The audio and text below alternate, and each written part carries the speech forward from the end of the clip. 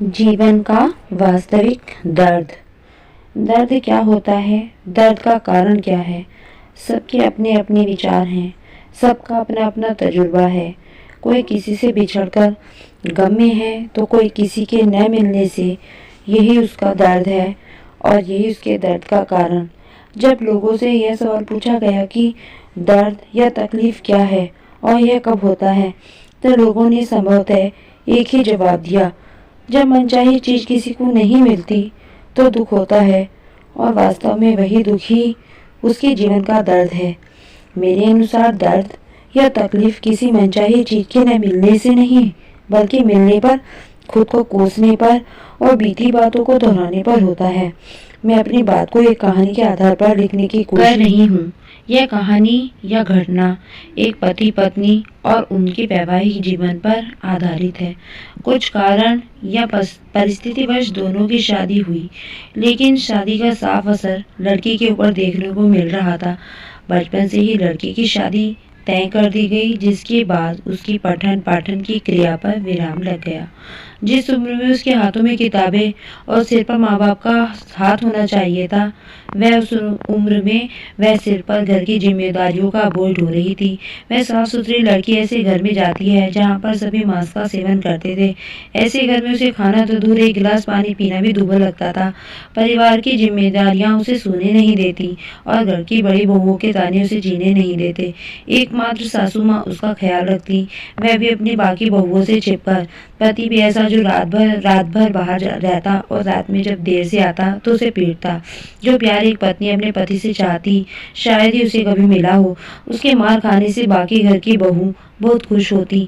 अकेले घर के सारे काम करने के बाद शाम को पति की मार खाती, लेकिन कभी उफ तक मुंह पर न लाती। एक बार पति की बहुत मार खाने के बाद वह मायके चली गई। पीठ पर बने डंडे के निशान, हाथों में फूटे हुए छालों के जख्म अपनी कहानी बयां कर रहे थे। लड़की की भाभी ने पूछा, ये निशान कैसे बने? लड़की ने ये कहती हुई इस पीड़ा को छिपा लिया कि सीढ़ी से गिर जाने पर चोट लग गई। कारण यह था कि वह अपने दादाजी के वचनों से बंधी हुई थी। दादाजी ने यह कहकर उसको विदा किया था कि ससुराल में कुछ भी हो जाए, लेकिन वहाँ की शिकायत देकर घर मत आना, भले ही जहर खाकर अपने प्राण त्याग देना। वह बेचारी अकेली असहाय अपने पति और उस घर के सदस्यों के जुर्मों को सहती रही और खुद के भाग्य को कोसती रही। उसे हमेशा यह लगता कि उसके पति के जीवन में उसके सिवा कोई और भी है, जो कि सर्वथा सत्य नहीं था। लेकिन वह हमेशा इसी शक की अग्नि में पल पल जलती रहती।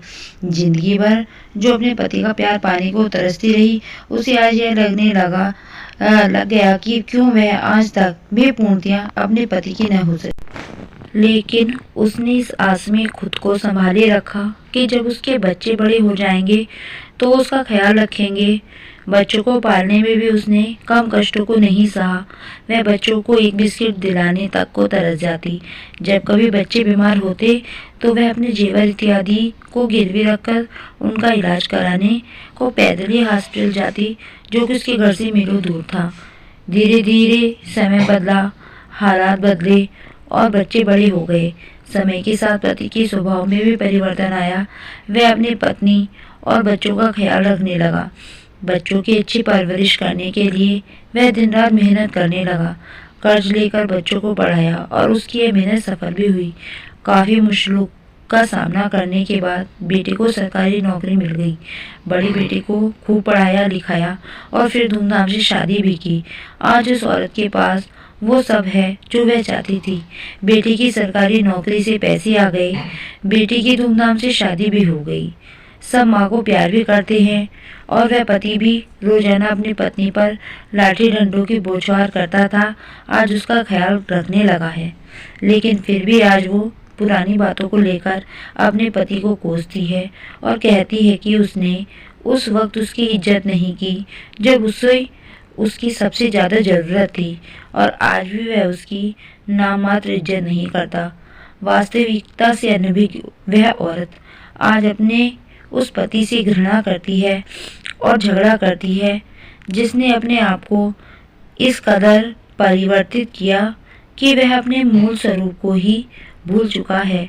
आज वह अपनी उन बातों को जो उसका कभी अतीत रही है को याद करके अपने पति को नफरत और शक की निगाह से देखती है और रोती है। वास्तव में उस अतीत और आज के वर्तमान का आपस में कोई संबंध नहीं है। जो वह चाहती थी कि आज सब कुछ उसके पास है, अगर कुछ नहीं है तो वो है वास्तविकता का ज्ञान, और यही उसके दुख का कारण है।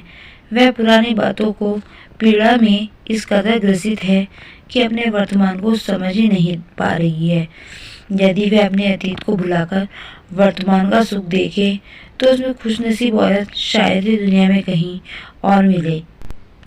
इस प्रकार मैं ये कह सकती हूँ कि अतीत और वर्तमान की वास्तविकता का ज्ञान होना ही जीवन भर के दर्द का वास्तविक कारण है।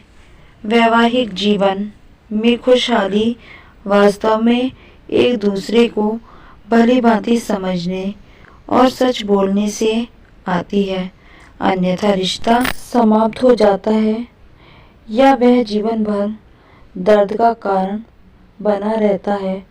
और अंत में यही कहते हुए अपनी बात को समाप्त करती हूँ कि जो प्राप्त नहीं है या जो छूट गया है उस पर रोने से अच्छा है अपने वर्तमान को संवारो और खुश रहो। तो दोस्तों, आज के युग में भी न जाने कितनी औरतें वास्तविकता से अनजान होकर अपने जीवन और जीवन साथी को कोसती रहती हैं और दुख पाती हैं। तो दोस्तों, आपको यह पोस्ट कैसी लगी? अगर पसंद आए तो वीडियो को लाइक करें, शेयर करें, चैनल को सब्सक्राइब जरूर कर दें। धन्यवाद।